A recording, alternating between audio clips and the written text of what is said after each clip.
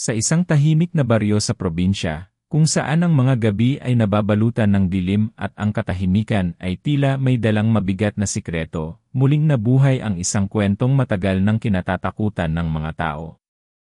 Dito nagsimula ang usap-usapan tungkol sa pagbabalik ng isang albularyong may kakaibang kapangyarihan at misteryo na matagal nang lumisan, ngunit hindi kailanman nakalimutan ng mga taga rito.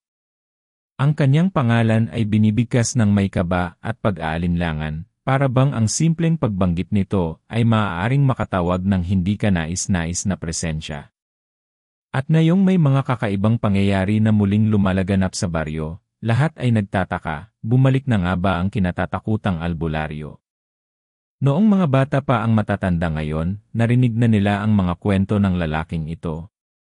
Siya raw ay may malalim na kaalaman sa halamang gamot at mga orasyon, ngunit higit pa roon ay may koneksyon siya sa mga bagay na hindi kayang ipaliwanag ng siyensya.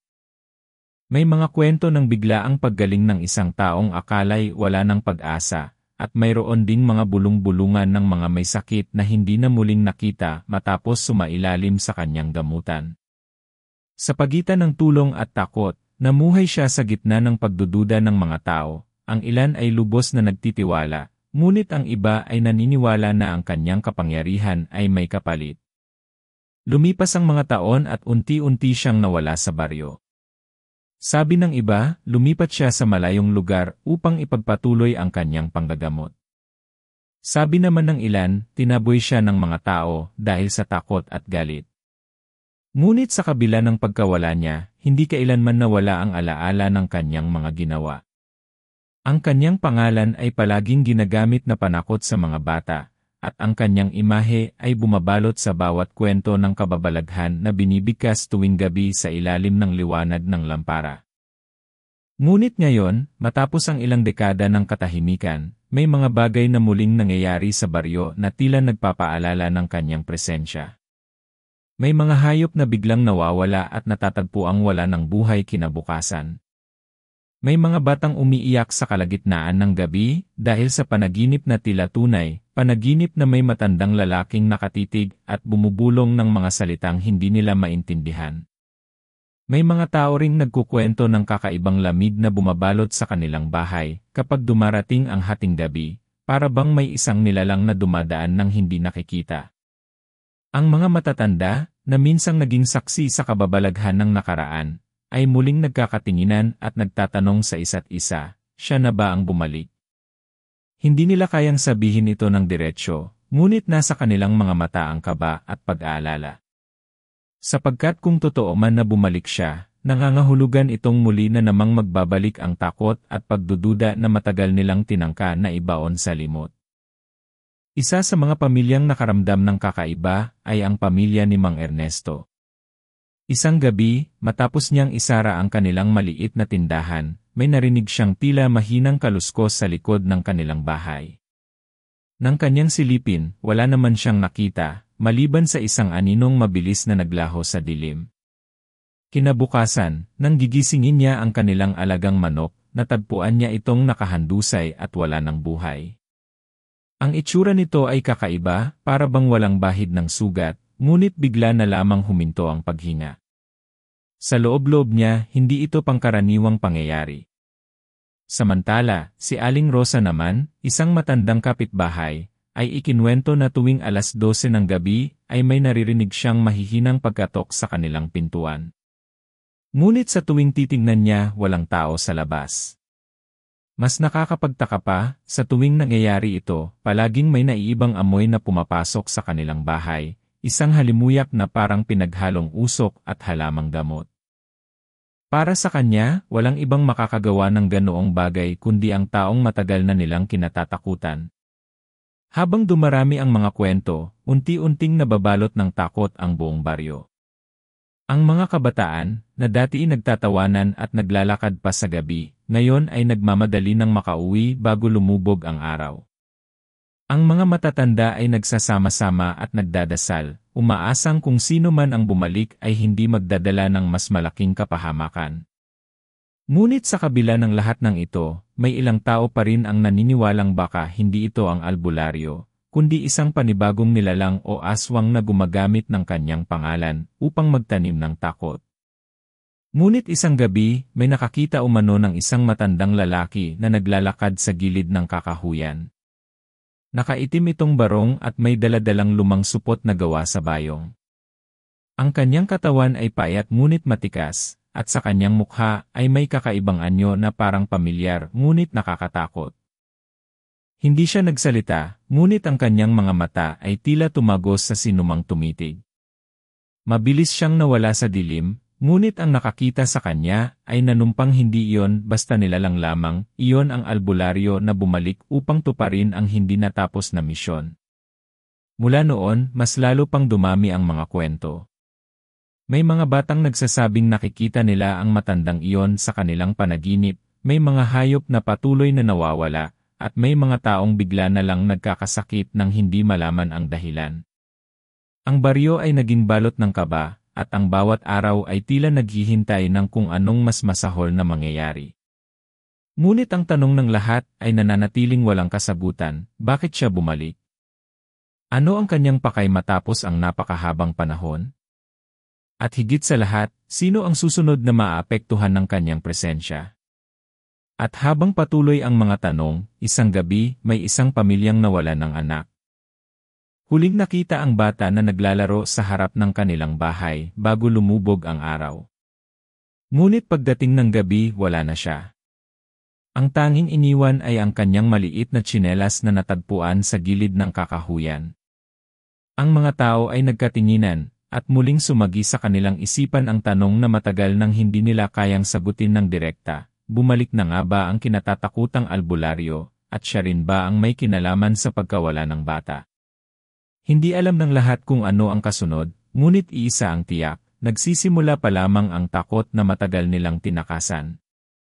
Ang gabi ay mas lalo pang magiging madilim, at ang mga sikreto ng baryo ay muling mabubuksan. At dito nagsisimula ang ating kwento.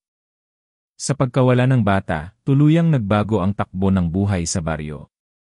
Ang dating payapang lugar ay biglang napuno ng takot at pag-aalala. Hindi na lamang ito tungkol sa mga bulong-bulungan ng matandang albularyo, kundi isa ng malinaw na pangyayaring nagdulot ng matinding pangamba sa lahat.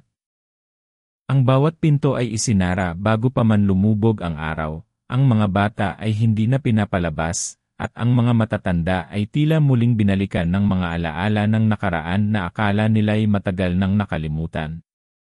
Si Mang Ernesto, na unang nakaranas ng kakaibang presensya sa kanyang bakuran, ay hindi na mapakali. Tuwing gabi, lagi niyang binabantayan ang kanilang bahay, hawak-hawak ang isang itak na laging nakasabit sa gilid ng kanilang pintuan. Sa tuwing may kaluskos sa paligid, mabilis niyang tinitingnan, subalit wala naman siyang makitang malinaw. Sa kanyang isipan, alam niyang may isang nilalang na gumagalaw sa dilim, isang nilalang na hindi kayang labanan ng simpleng sandata. Ngunit para sa kanya, wala na siyang ibang magagawa kundi protektahan ang kanyang pamilya, kahit pagaano kahirap. Samantala, si Aling Rosa ay lalong naniniwala na ang pagbabalik ng albularyo ay may mas malalim na dahilan. Madalas niyang ikwento sa mga kapitbahay ang mga lumang pangyayari, noong siya ay bata pa. Nakita raw niya kung paano gumamot ang matandang iyon sa isang may matinding karamdaman. Ang taong iyon ay gumaling, ngunit matapos lamang ng ilang linggo ay bigla namang nagkasakit ang asawa ng pasyente at hindi na muling nakabangon. Mula noon, naniwala si Aling Rosa na bawat kagalingang dulot ng albularyo ay may kapalit at ngayon ay iniisip niyang baka ang pagkawala ng bata ang isa sa mga kapalit na iyon. Habang lumalalim ang gabi, mas dumadami ang mga kwento. May mga nakakarinig ng kakaibang tunog mula sa kakahuyan, mga bulong na parang tinatawag ang kanilang pangalan.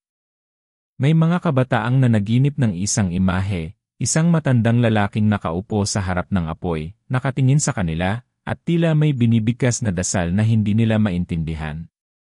Ang pagkakapareho ng kanilang mga panaginip ay lalo pang nagpapatibay sa hinala na may isang masamang puwersa na muling nagbabalik sa kanilang baryo. Ngunit higit sa lahat, ang mga matatanda ang tila mas nakakaunawa sa nangyayari. Tahimik silang nagkakatinginan, at sa bawat pagpupulong ng mga kapitbahay, lagi silang may mga payo at babala. Sabi nila, huwag nang maglakad ng mag-isa sa gabi, huwag nang magsindi ng apoy sa harap ng bahay, at huwag nang basta-basta sumagot kapag may narinig na tumatawag sa pangalan mo mula sa dilim. Para sa mga kabataan, tila kakaibang pamahiin lamang ito, ngunit sa puso ng mga nakatatanda, ito ay mga paalalang nagmumula sa kanilang sariling karanasan. Sa kabila ng lahat, may ilan pa ring nagtatangkang hanapin ang katotohanan. Isa na rito si Tomas, isang binatang mahilig mag-imbestiga sa mga kwentong kababalaghan.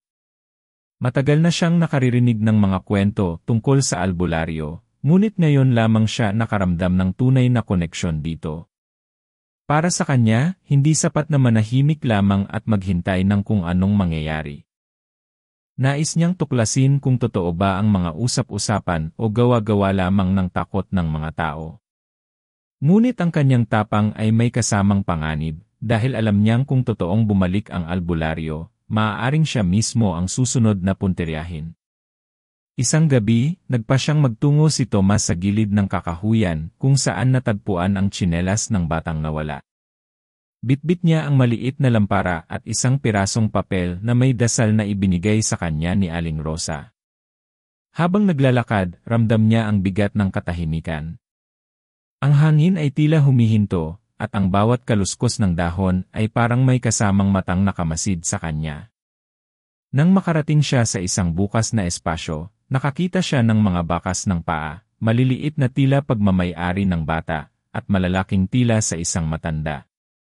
Ang mga ito ay magkasabay na huminto sa iisang lugar, bago tuluyang naglaho sa gitna ng damuhan. Kinabukasan, ibinahagi ni Tomas ang kanyang nakita. Ngunit imbes na makahanap ng kasamang susuri pa, ang karamihan ay mas lalo lamang natakot. Para sa kanila, sapat na ang malaman na may mga palatandaan ng kakaibang presensya. Hindi nila kailangan ng higit pang ebidensya. Ngunit para kay Tomas, lalo lamang lumakas ang kanyang paniniwalang may misteryo na kailangang tuklasin at baka siya lamang ang may lakas ng loob upang gawin yon. Habang patuloy na bumabalot ang takot sa baryo, mas napapansin na rin ng mga tao ang kakaibang kilos ng ilang hayop. Ang mga aso ay palaging tahol ng tahol tuwing hating gabi, nakatingin sa parehong direksyon ng kakahuyan. Ang mga pusa naman ay biglang nagtatago sa ilalim ng bahay, ayaw lumabas hanggang mag-umaga. Para sa mga nakakaintindi ng mga ganitong palatandaan, malinaw na may nilalang na hindi basta-basta ang nasa paligid. Sa mga araw na lumilipas, lumalabas din ang mas maraming kwento tungkol sa nakaraan ng albularyo. May mga nakatatandang nagsasabing siya raw ay hindi simpleng manghihilot, kundi may alam sa mga lumang ritual na ginagamit laban sa mga aswang at iba pang nilalang. Ngunit ang nakakapagtaka, kung siya nga ay tagapagtanggol laban sa masama, bakit tila takot na takot ang mga tao sa kanyang pagbabalik? May ilan ang naniniwalang baka napilitan siyang gumawa ng mga bagay na hindi niya ginusto, at ang kapangyarihang kanyang hawak ay unti-unting nagdala sa kanya ng sumpa. Ang mga tanong ay lalo pang dumami, ngunit ang kasagutan ay nananatiling nakatago. Habang lumalalim ang gabi at dumarami ang mga kababalaghan, ang baryo ay unti-unting nagiging parang isang kulungan ng takot. Ang mga tao ay hindi na makatulog ng mahimbing, at ang bawat tunog ay tila nagdadala ng banta. Ang mga bata ay umiiyak sa gitna ng gabi dahil sa mga panaginip na paulit-ulit, at ang mga magulang ay hindi na alam kung paano ipapaliwanag ang lahat ng ito. Ngunit ang pinakamatinding tanong ay patuloy na umiikot sa isip ng lahat, kung bumalik nga ang albularyo, ano ang kanyang tunay na pakay? At kung siya nga ang dahilan ng pagkawala ng bata, sino ang susunod? Isang gabi, habang tahimik ang lahat at tila payapa na, biglang kumulog at kumidlat sa kalangitan. Kasabay nito, may isang matandang lalaki na namataan muli sa kakahuyan, nakaupo sa ilalim ng malaking puno. Sa kanyang tabi ay may mga halamang nakakalat, at tila may sinusunog siyang bagay na nagbibigay ng kakaibang usok. Ang liwanag ng apoy ay tumatama sa kanyang mukha, at ang kanyang mga mata ay kumikislap na tila hindi pangkaraniwan. Ang sinumang makakakita ay hindi maiiwasang mapaisip, siya nga ba ang albularyo na bumalik upang tuparin ang kanyang nakaraang misyon, o isang nilalang na ginagamit lamang ang kanyang anyo upang magdala ng takot? At habang patuloy na naglalaro ang mga tanong sa isipan ng lahat, isang bagay ang malinaw, hindi pa ito ang katapusan. Sa halip, nagsisimula pa lamang ang mas malalim na misteryo na magbabalot sa buong baryo. Habang unti-unting lumalalim ang gabi at dumarami ang mga nakakakita sa matandang lalaking naglalagi sa kakahuyan, mas nagiging malinaw sa lahat na may malaking bagay na bumabalot sa kanilang baryo. Hindi na ito basta mga haka-haka o kwento ng matatanda. May isang puwersang nagbabalik, at dala nito ang takot na matagal nang nakabaon sa kasaysayan ng kanilang lugar. Ang problema, walang nakakaalam kung ang albularyo ay tunay ngang bumalik upang magdala ng tulong o siya mismo ang ugat ng mga nangyayaring pagkawala at kakaibang pangyayari. Si Thomas, na patuloy na sinusundan ang kanyang kutob, ay naging abala sa paghahanap ng mga bakas ng katotohanan. Tuwing gabi, kahit pinipigilan siya ng kanyang pamilya, patago siyang naglalakad patungong kakahuyan. Sa bawat paglapit niya, mas lumalakas ang kanyang pakiramdam na may isang bagay na tinatago roon. Isang gabi, narinig niya ang mahihinang bulong na nagmumula sa ilalim ng punong nakita niyang pinupwestuhan ng matanda. Hindi niya maintindihan ang mga salita, ngunit ramdam niya ang bigat at lamig ng mga iyon. Nang sumilip siya mula sa malayo, nakita niyang muli ang lalaking nakaitim, nakaupo habang may hawak na lumang aklat na tila punong-puno ng kakaibang simbolo. Habang nagmamasid si Thomas, biglang huminto sa pagbabasa ang matanda at tumingin diretsyo sa kanyang direksyon. Para bang alam nitong may nakamasid. Agad na napaatras si Thomas at halos mabitiwan ang kanyang lampara. Hindi siya tinugis ng matanda, ngunit ang tingin na yon ay sapat na upang hindi niya makalimutan. Sa kanyang puso, alam niyang may koneksyon ang taong ito sa pagkawala ng bata at sa lahat ng kababalaghan. Ngunit paano niya mapapatunayan ito kung walang ibang handang sumama sa kanya? Samantala, sa kabilang bahagi ng baryo, ramdam din ng pamilya ng batang nawawala ang bigat ng sitwasyon. Ang ina ng bata ay halos hindi na kumakain at gabi-gabi ay umiiyak. Sinasabi niyang naririnig pa rin niya ang tinig ng kanyang anak tuwing madaling araw, para bang tinatawag siya mula sa kakahuyan. Ngunit sa tuwing lalapit siya sa bintana, wala siyang makikitang kahit anong presensya. Ang kanyang asawa naman ay nagpipigil ng galit, at ilang beses nang nagbanta na papasok siya sa kabubatan upang hanapin ang bata. Ngunit ang ibang kapitbahay ay pumipigil, natatakot na baka siya rin ay mawala at hindi na muling makita. Dahil dito, nagkaroon ng pagkakahati-hati sa baryo. Ang ilan ay naniniwalang dapat hanapin ang matanda at harapin siya, samantalang ang iba naman ay gusto lamang manahimik at magdasal, umaasang lilipas din ang lahat. Ang mga kabataan ay mas lalong natatakot, at ang kanilang mga magulang ay nahahati sa pagitan ng takot at tapang. Sa gitna ng lahat ng ito, unti-unting lumilitaw ang mas malaking tanong, sino talaga ang albularyo?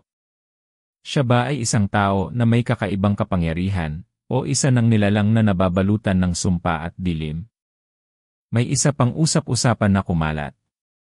Ayon sa isang matanda, bago raw nawala ang albularyo noon, may iniwan itong babala sa ilang tao. Kapag bumalik ako, hindi ako ang dating ako.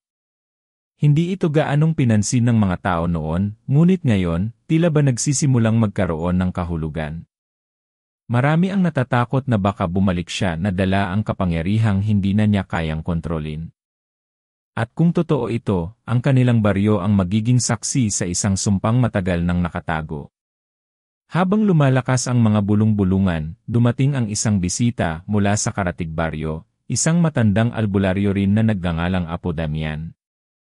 Siya ay tinawag ng ilang matatanda na naniniwalang tanging kapwa albularyo lamang ang makakaintindi sa nangyayari.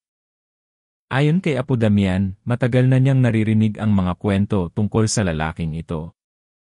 Sabi niya, hindi raw basta albularyo ang bumabalik, kundi isang taong nakialam sa mga sinaunang kaalaman na hindi dapat ginagalaw. Pinilit daw nitong alamin ang mga sikreto ng aswang at ng mga nilalang na hindi tao, at sa kanyang paghahangad ng kapangyarihan, baka siya mismo ang naging kauri ng mga iyon. Ngunit hindi lahat ay naniniwala kay Apo Damian. May ilan na nagsasabing baka isa lang itong pananakot upang makuha ang tiwala ng mga tao at siya ang kilalanin bilang bagong tagapagligtas. Ngunit ang iba ay ramdam ang bigat ng kanyang tinig at ang lungkot sa kanyang mga mata. Para bang alam niya ang mas malalim na katotohanan na hindi pa kayang tanggapin ng iba. Sa kabila ng pagdating ng bagong karakter, lalo lamang lumalim ang misteryo. Ang mga tao ay mas lalong nalito kung sino ang dapat paniwalaan.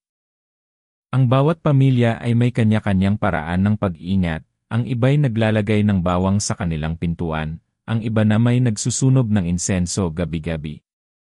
Ngunit kahit anong gawin nila, hindi pa rin mawala ang pakiramdam na may mata na laging nakamasid at may anino na palaging sumusunod. Isang gabi, muli na namang may kakaibang nangyari.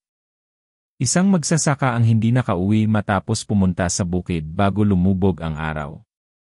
Kinaumagahan, natagpuan ang kanyang kariton sa gilid ng daan, ngunit siya mismo ay wala roon. Ang mga bakas ng kanyang paa ay patungo sa kakahuyan at biglang naglaho, tulad ng mga nakita ni Tomas noong nakaraan. Ang pangyayaring ito ay mas lalong nagpatibay sa takot ng mga tao, hindi lamang mga bata ang nawawala, kundi pati mga matatanda na malakas pa. Sa gitna ng lahat, si Tomas ay lalo pang nahikayat na tuklasin ang misteryo. Ngunit kasabay nito, nagsisimula na rin siyang makaranas ng mga panaginip na hindi niya maipaliwanag.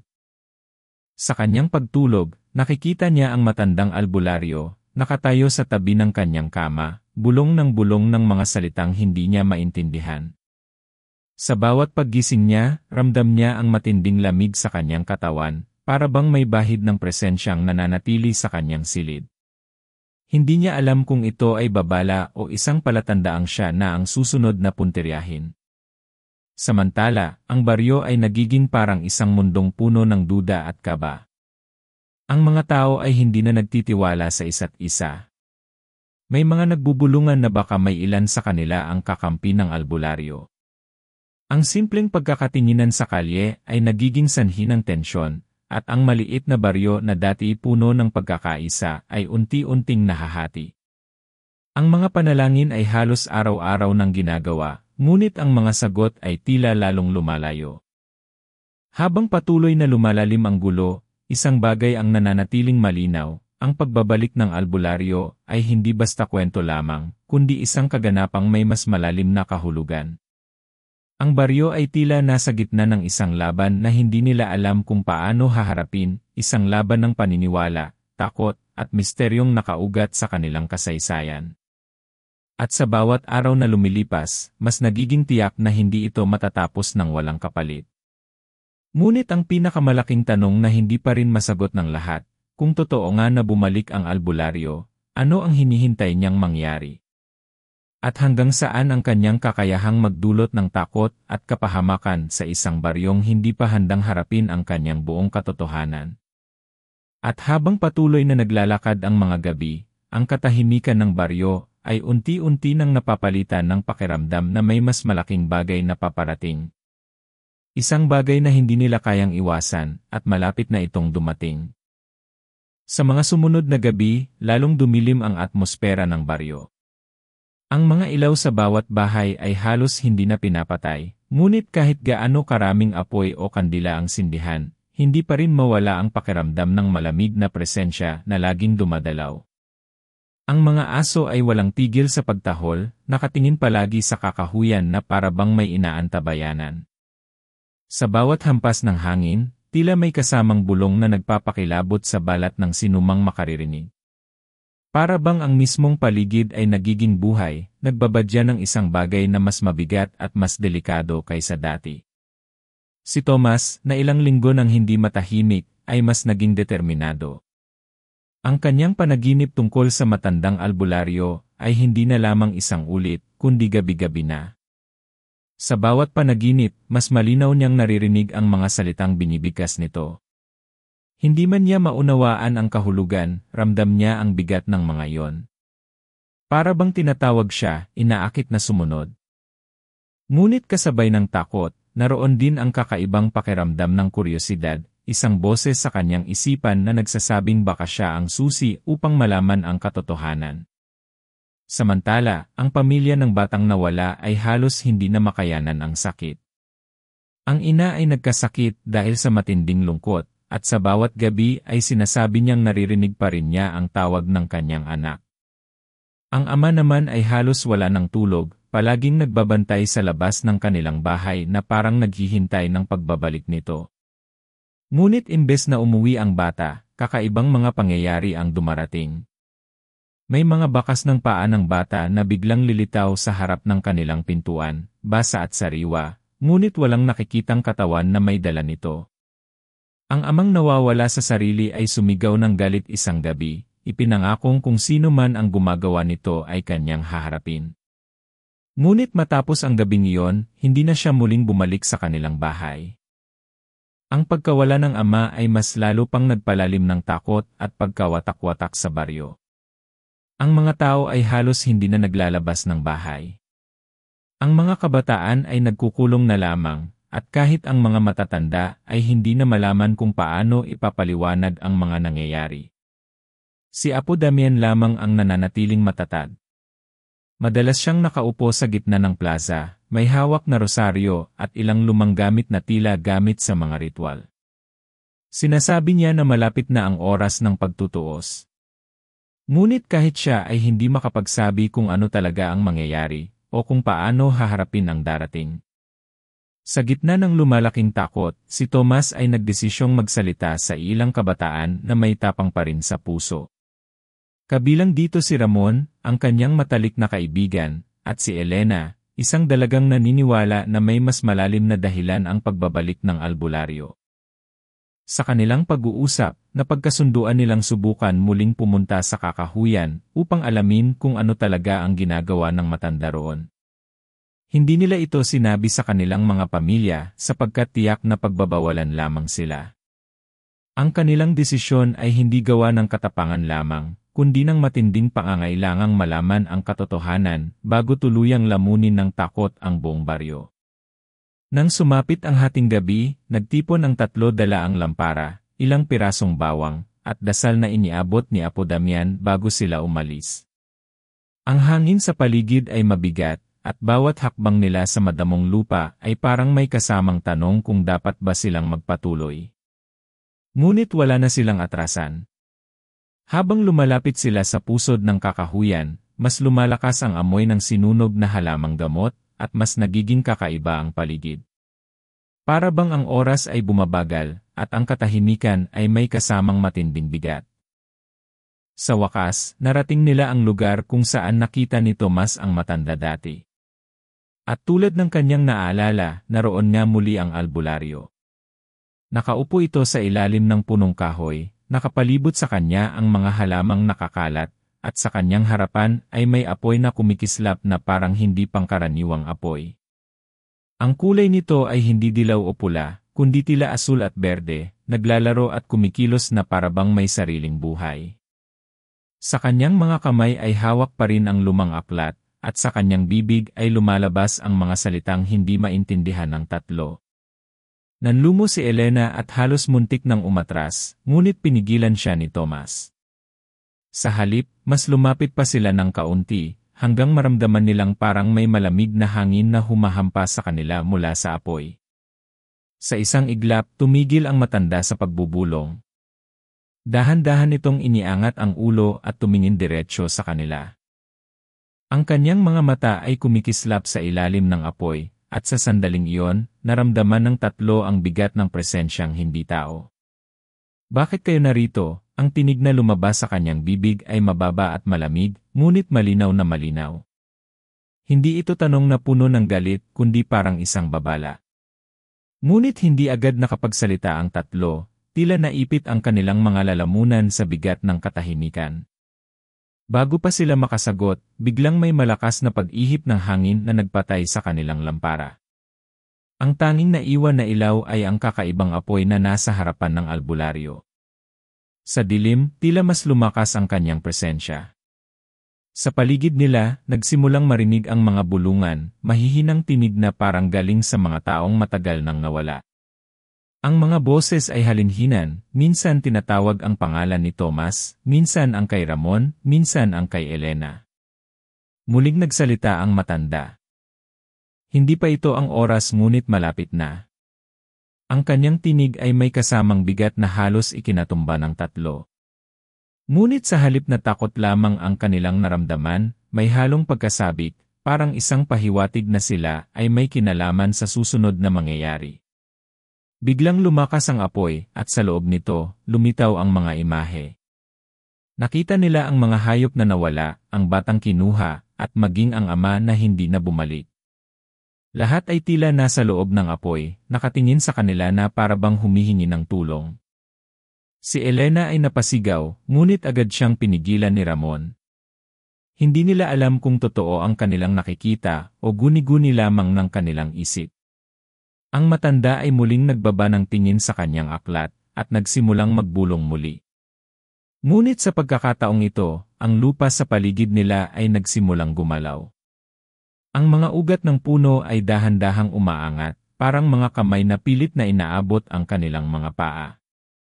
Si Tomas ay napaatras, ngunit hindi siya makaalis sa kinatatayuan.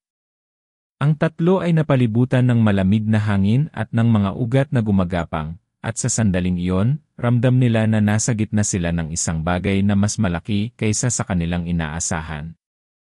At bago pa sila tuluyang lamunin ng dilim at kaba, dumating ang isang malakas na tinig mula sa malayo. Si Apo Damian. Nakatayo siya sa gilid ng kakahuyan, may hawak na lumang baston, at may binibigkas na dasal na tila nakikipagtunggali sa bulong ng albularyo. Ang apoy ay biglang kumurap, at ang mga ugat ay huminto sa pagdalaw. Ngunit kasabay nito, tumingin ang matanda kay Damian, at sa unang pagkakataon, lumabas ang galit sa kanyang mga mata. Ang gabi ay naging tila entablado ng isang laban na hindi pa nagsisimula, ngunit ang tensyon ay naroroon na. Ang tatlo ay nasa gitna ng dalawang puwersa, at sa kanilang puso, alam nilang sila mismo ay magiging bahagi ng nalalapit na pagtutuos.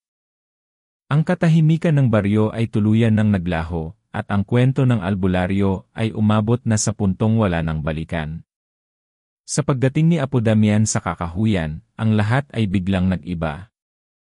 Ang apoy na kanina'y kumikislap ng kakaibang kulay ay tila nagdadalawang isip kung mananatili o mawawala. Ang mga bulong na pumapaligid kina Tomas, Ramon, at Elena ay humina, ngunit hindi tuluyang naglaho. Ang matandang albularyo ay nakatitig kay Damian, at sa unang pagkakataon, lumabas sa kanyang mga mata ang apoy ng matinding galit.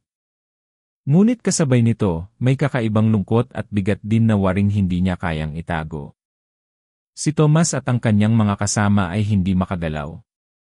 Para silang naipit sa pagitan ng dalawang puwersang hindi nila maintindihan. Habang nagbabanggaan ang dasal ni Damian at ang bulong ng albularyo, naramdaman nilang unti-unting nagbabago ang paligid.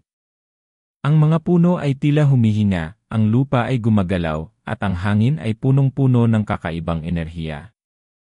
Hindi mo naiintindihan, biglang sigaw ng albularyo. Ang kanyang tinig ay mabigat at parang sabayang galing sa maraming boses. Hindi ako ang kaaway na iniisip nila. Ang pahayag na iyon ay nagpatigil sa tatlo. Paano kung totoo ang kanyang sinasabi? Paano kung mali ang kanilang inaakala mula pa sa simula? Ngunit bago pa sila makapagtanong, sumagot si Damian. Hindi mo pwedeng itago ang ginawa mo. Ang mga nawala, ang mga pinagdudusahan, lahat iyan ay ebidensya ng iyong pagbabalik. Ano pa bang paliwanag ang kailangan? Ngunit ang albularyo ay tumingin sa kanila, partikular kay Tomas. Hindi nila alam ang buong kwento. At hindi ikaw ang dapat nilang pagkatiwalaan, Damian. Sa mga salitang iyon, parang isang pader ng duda ang biglang bumangon. Kung noon ay malinaw ang tingin ng lahat na ang albularyo ang may sala, ngayon ay tila may bagong piraso ng palaisipan.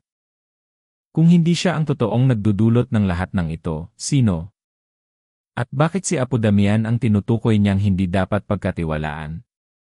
Sa sumunod na sandali, isang malakas na dagundong ang umalingaw mula sa pinakaloob ng kakahuyan. Ang lupa ay gumalaw ng mas matindi, at ang mga ibon ay sabay-sabay na lumipad, nag-iwan ng tunog na parang sigaw ng babala. Ang asul at berdeng apoy sa harap ng albularyo ay biglang lumakas, at mula rito ay lumabas ang mga anyo ng mga taong nawala, ang bata, ang ama, at maging ang magsasaka. Ngunit sa halip na mukhang nagdurusa, ang kanilang mga mukha ay tila puno ng takot at paghingi ng saklolo. Nang makita iyon ni Elena, hindi niya napigilan ang pagtulo ng kanyang luha. Kung hindi siya ang may gawa nito, bakit sila naroon? Bakit sila parang nakakulong sa kanyang apoy? Ngunit ang albularyo ay sumigaw, hindi ko sila kinuha. Sila ang mga biktima ng isa pang nilalang na mas matagal nang nagtatago rito. Ang mga salitang iyon ay nagpatayo ng balahibo kay Tomas. Paano kung tama siya? Paano kung may isa pang nilalang sa baryo, isang mas malakas, mas tuso, at ginagamit lamang ang pangalan ng albularyo upang magtanim ng takot? Habang nag-iisip si Tomas, biglang may dumaan na malamig na hangin sa kanilang likuran. Nang lumingon sila, nakita nilang ang mga anino sa kakahuyan ay gumagalaw ng hindi ayon sa kanilang mga pinagmumulan. Ang mga anino ay lumalaki, nagiging mas malinaw, at tila unti-unting kumukuha ng anyo. Ang mga mata nito ay pula, at ang hugis ay hindi tao, hindi rin hayop. Ito ay isang bagay na hindi nila maipaliwanag.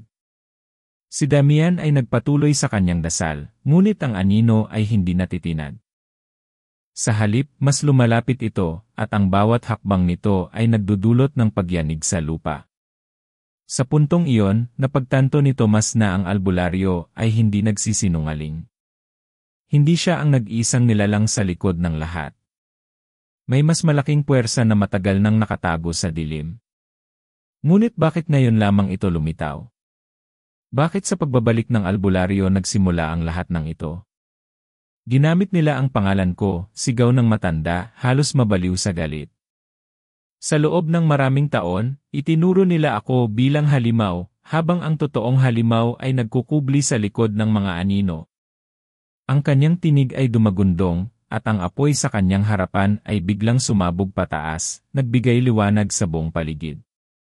Sa liwanag na iyon, nakita ng tatlo ang buong anyo ng nilalang mula sa anino, mataas, payat, at punong-puno ng matatalim na galamay. Ang katawan nito ay balot ng usok, at ang mukha nito ay walang malinaw na hugis maliban sa dalawang mata na kumikislap ng pula. Si Elena ay halos mawala ng ulirat, si Ramon ay mabilis na kumapit kay Tomas, at si Tomas naman ay hindi makapaniwala sa kanyang nakikita. Ang buong baryo ay matagal nang kinakatakutan ang maling tao. At ngayon, narito ang totoong banta, nakatayo sa harap nila, handang lamunin ang lahat. Ngunit hindi rito natapos ang pagkagulat. Sapagkat habang lumalapit ang nilalang, may isang aninong kumawala mula rito, at ang aninong iyon ay tila hugis tao. Nang lumapit ito sa liwanag, nakita nilang ito ay si Damian. O mas tama, ang anino ni Damian. Napatitig si Tomas kay Damian, at sa sandaling iyon ay bumigat ang kanyang dibdib. Ano ang ibig sabihin nito, bulong niya. Ngunit bago pa makasagot si Damian, ang albularyo ang sumigaw. Sinabi ko na. Siya ang may alam sa lahat. Siya ang nagkulong sa akin noon, siya ang nagturo sa lahat na ako ang halimaw. At ngayon, ginagamit niya ang takot ng mga tao upang itago ang kanyang kasalanan. Ang baryo ay matagal ng biktima ng isang kasinungalingan. At ang kasinungalingang iyon ay tila nakatali sa pagitan ng dalawang matanda, si Damian at ang albularyo. Ngunit sino ang dapat paniwalaan? Sino ang tunay na nagtatanggol, at sino ang tunay na nagtatago ng dilim? Ang mga tanong ay sunod-sunod na dumaan sa isip ni Tomas, ngunit wala siyang malinaw na sagot. Ang tanging tiyak ay ang katotohanang hindi nila kakayanin mag-isa ang laban. Habang papalapit ang nilalang na anino, mas lumalaki ang pakiramdam ng panganib. Ang mga bulong ay nagiging sigaw, at ang buong kakahuyan ay parang nabubuhay sa ilalim ng kapangyarihan ng hindi nila maunawaan. Si Elena ay napaluhod, humihikbi, at hawak ang kanyang ulo na parang nababaliw sa ingay ng mga boses. Si Ramon ay nagsisikap na pigilan ang mga ugat na muling gumagapang sa kanilang mga paa. At si Tomas, bagaman nanginginig, ay nakatingin pa rin diretsyo sa dalawang matanda. Sapagkat alam niyang ang susi sa lahat ng ito ay hindi lamang ang nilalang sa kanilang harapan, kundi ang sikreto sa pagitan ni Damian at ng albularyo. Sabihin niyo ang totoo, sigaw ni Tomas, nanginginig ngunit puno ng tapang. Ano ang nangyayari? Sino sa inyo ang dapat naming paniwalaan? Ngunit walang sumagot. Sa halip, mas lumakas ang apoy, mas lumapit ang nilalang, at mas bumigat ang gabi. Ang lahat ay parang nasa bingit ng isang pagsabog na hindi nila alam kung makakaligtas pa sila. At doon, sa gitna ng kagubatan, sa harap ng dalawang matandang puno ng sikreto at ng nilalang na anino, naramdaman ng tatlo na ang kanilang baryo ay hindi lamang biktima ng isang sumpa, kundi ng mas malalim na kasaysayan ng pagtataksil at takot. Ang mga mata ng albularyo at ni Damian ay nagtagpo, at sa isang iglap, alam nilang ang susunod na sandali ang magtatakda ng kapalaran ng lahat. Ngunit bago pa man dumating ang sagot, biglang nagdilim ang lahat. Ang apoy ay namatay, ang boses ay natahimik, at ang huling nakita ni Tomas, Ramon, at Elena ay ang pulang mata ng nilalang na unti-unting lumalapit sa kanila, isang titig na parang handang kumain ng kanilang kaluluwa. Sa biglang pagdilim ng paligid, halos sabay-sabay na napahigpit ang hinga ni Tomas, Ramon, at Elena. Ang mga mata ng nilalang ang tanging liwanag na natitira, dalawang pulang apoy na tila nakalutang sa kawalan. Ang kanilang mga tuhod ay nanghihina, at pakiramdam nila ay wala na silang kawalan. Ngunit mula sa katahimikan, biglang narinig ang tinig ni Damian, mabigat at nangingibabaw. Ngayon na ang oras, sigaw niya habang pinipilit itaas ang kanyang tungkod. Ang anino na kahawig niya ay tila nag-aalangan, ngunit mas lalong lumalakas ang kanyang anyo, halos humiwalay na sa katawan ng mismong matanda. Ang albularyo naman ay naglapag ng mga dahon at bato sa lupa, mabilis na bumubuo ng mga simbolo gamit ang abo ng apoy. Sa kabila ng takot, hindi na iwasan ni Tomas na mapansin ang dalawang matanda, tila magkaaway pero sa mga sandaling iyon ay gumagalaw na parang may isang layunin. Ang anino ay palapit ng palapit, ang bawat hakbang ay parang alon ng takot na kumakalat sa paligid. Kung hindi tayo magtutulungan, lahat tayo ay mamamatay, sigaw ng albularyo, halos nanginginig ang tinig pero puno ng determinasyon. Hindi umimik si Damian, ngunit itinuloy niya ang pagbigkas ng kanyang mga orasyon. Ang kanyang anino ay humiyaw, isang matinis na tunog na halos bumiyak sa kanilang pandinig. Si Elena ay napahawak sa kanyang tainga, si Ramon ay napaluhod, at si Tomas ay pilit na tumayo kahit nanginginig. Ang liwanag mula sa tungkod ni Damian ay biglang sumabog, tumama sa anino. Ngunit sa halip na maglaho, ang nilalang ay tila humigop pa ng mas maraming enerhiya, lumaki at naging mas nakakatakot. Ang katawan nitong balot ng usok ay ngayon ay may mga galamay na umaabot hanggang sa mga puno, binabalot ang mga ito at pinipiga hanggang mabali. Hindi sapat ang dasal mo, sigaw ng albularyo. Hindi mo ito kayang mag-isa, Damian. Sa unang pagkakataon, lumingon si Damian sa kanya. At doon, nakita ni Tomas ang isang bagay na hindi nila inasahan, hindi galit, kundi pagkilala. Parang matagal na niyang alam na darating ang sandaling iyon. Sabay nilang itinataas ang kanilang kamay, si Damian gamit ang kanyang tungkod, at ang albularyo gamit ang abo at simbolo. Ang lupa ay biglang kumulog, at ang apoy na kanina'y namatay ay muling sumindi, mas maliwanag at mas malakas. Ang dalawang magkaaway na matagal nang pinaghihiwalay ng galit at kasinungalingan ay biglang naging isang puwersa. Nang makita ito ng nilalang, nagsimulang manginig ang kanyang anyo. Ngunit hindi pa rin siya umatras. Sa halip, sinugod niya ang tatlo, ang kanyang galamay ay halos dumapo na sa kanila. Lumayo kayo, sigaw ni Damian. Ngunit huli na, dahil bago pa makalayo sina Tomas, Ramon, at Elena, isa sa mga galamay ay dumapo sa kanila. Sa sandaling iyon, naramdaman ni Tomas ang matinding lamig na parang bumabaon sa kanyang balat. Ngunit sabay nito, may dumaan na kakaibang init mula sa kanyang dibdib. Isang liwanag ang lumabas mula sa kanya, hindi niya alam kung saan nanggaling.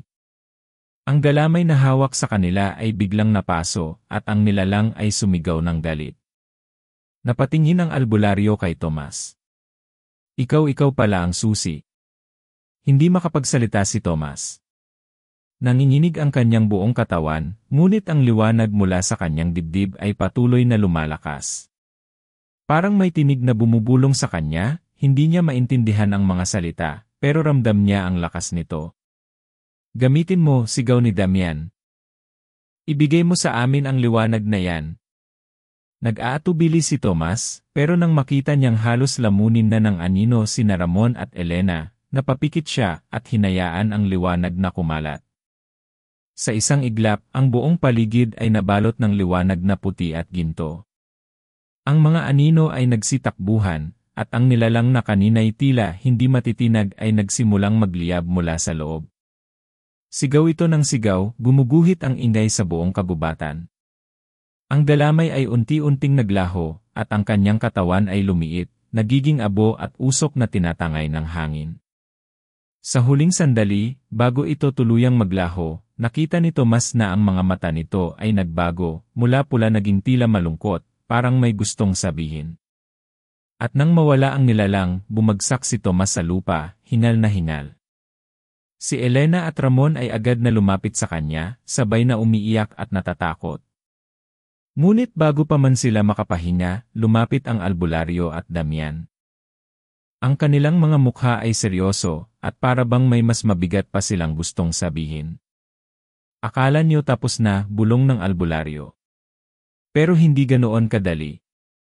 Lumingon siya kay Damian at sabay silang tumango. Sa sandaling iyon, naramdaman ni Tomas ang bigat ng kanilang mga mata sa kanya.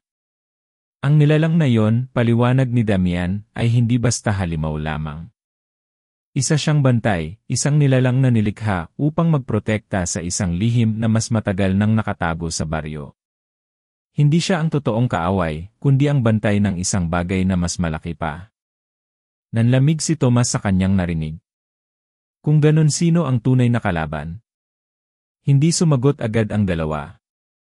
Ngunit matapos ang ilang sandali, ang albularyo ay tumingin diretsyo kay Tomas. Ang liwanag na nasa loob mo, Tomas. Iyan ang matagal nang hinahanap ng mga nilalang sa dilim. At ngayong lumabas na ito, magsisimula na ang mas malaking digmaan. Napasinghat si Elena, at si Ramon ay napakuyom ng kamao. Hindi pa pala tapos ang lahat. Ang kanilang pagkapanalo laban sa anino ay hindi simula ng kapayapaan, kundi ng mas malaking panganib na paparating. Habang dahan-dahang umaahon ang araw at nagiging maliwanag ang paligid, ramdam pa rin nila ang bigat ng gabing iyon. Ngunit higit pa roon, ramdam nila na ang kanilang baryo ay hindi na magiging katulad ng dati. At sa katahimikan ng umaga, isang malamig na hangin ang dumaan. Sa pagitan ng mga puno, saglit nilang nasilayan ang pulang mata, hindi pa tuluyang naglaho, kundi nagmamasid lamang, naghihintay sa susunod na pagkakataon. Sa pagsikat ng araw, unti-unting nagbalik ang liwanag sa buong kagubatan. Ang mga ibon ay nagsimulang umawit muli, at ang mga puno ay tila huminga ng maluwag matapos ang matinding bangungot ng gabi. Ngunit para kina Tomas, Elena, at Ramon, ang mga kaganapan ay hindi basta matatapos. Ang kanilang mga puso ay mabigat pa rin, puno ng tanong at kaba, lalo na matapos marinig mula kina Damian at ng albularyo na ang nilalang na kanilang nilabanan ay hindi kaaway kundi bantay ng mas malalim na lihim. Tahimik silang bumalik sa baryo, at sa bawat yapak ay ramdam nila ang bigat ng kanilang karanasan. Pagdating nila, sinalubong sila ng mga kapitbahay na nagtataka kung saan sila nanggaling at bakit sila punong-puno ng putik at sugat. Ngunit wala ni isa sa tatlo ang agad nakapagsalita. Paano nga ba nila ipapaliwanag ang nakita nila? Paano nila ikukwento na ang mga matagal ng kwentong ukol sa albularyo at aswang ay may mas malalim na katotohanang nakatago sa likod ng takot ng buong baryo? Si Damian at ang albularyo ay nanatiling nasa tabi nila, tila naghihintay ng tamang pagkakataon. Sa wakas, nagsalita si Damian. Kailangan niyong malaman ang lahat. Hindi pwedeng manatiling sikreto pa ito. Dinala nila ang mga tao sa gitna ng baryo, at doon, sa harap ng lahat, nagsimulang ikwento ng dalawang matanda ang buong kasaysayan. Noon pa man, bago pa ipinanganak ang karamihan sa kanila, mayroong kasunduan ang baryo at ang mga nilalang ng dilim. Ang mga bantay, gaya ng nilalang na nakita nila sa kabubatan, ay itinalaga hindi para manakit kundi para siguraduhin na ang liwanag ay hindi kailanman magagamit ng maling tao. Ngunit may nangyaring pagtataksil. May isang tao na nagtangkang angkinin ang liwanag, at para maitago ang kanyang kasalanan, itinuro niya ang albularyo bilang halimaw. Simula noon, nabuo ang takot at kasinungalingan na bumalot sa baryo. Ang mga nawala sa loob ng maraming taon ay hindi basta inagaw ng mga nilalang kundi kinuha bilang proteksyon, upang hindi mahanap ng kaaway ang liwanag na nasa kanilang dugo. Nang marinig iyon ng mga tao, nagkaroon ng halo-halong reaksyon. May mga naniniwala, may mga nagdududa, at may mga natatakot pa rin. Ngunit isa ang naging malinaw, ang lahat ng kanilang kinatatakutan ay hindi ganoon kasimple tulad ng dati nilang inisip. Tumingin ang albularyo kay Tomas. Ikaw ang pinili. Sa iyo lumabas ang liwanag, at ikaw ang magiging gabay ng baryo sa mga susunod na taon. Ngunit hindi ibig sabihin ito ay ikaw lang ang may tungkulin. Ang lahat ay may bahagi upang hindi na maulit ang nakaraan. Nagulat si Tomas sa narinig. Isa siyang simpleng binata na nais lang magtanim at mamuhay ng payapa. Ngunit ngayon, bigla siyang iniatang bilang tagapag-ingat ng lihim na mas malaki pa sa kanya. Naramdaman niya ang kaba at bigat ng responsibilidad. Ngunit nang makita niya sina Elena at Ramon na nakatayo sa kanyang tabi, alam niyang hindi siya nag-iisa. Kung ganoon, sagot ni Tomas, hindi ko man alam kung paano, pero gagawin ko ang makakaya. Hindi ko hahayaang lamunin ng takot ang ating baryo. Unti-unting tumahimik ang mga tao. At sa katahimikan, nagsimula ang pag-asa. Ang mga kwento ng aswang, albularyo, at mga anino ay hindi na lamang mga alamat ng takot, kundi paalala ng kasaysayang kailangan nilang yakapin upang makapagsimula muli. Sa mga sumunod na araw, nagbago ang baryo. Ang kagubatan na dati ay kinatatakutan, ngayon ay dahan-dahan nilang binabalikan, hindi para hamunin ang dilim kundi para ipakita na hindi na sila alipin ng takot. Si Damian at ang albularyo, bagaman matanda na, ay nanatiling gabay.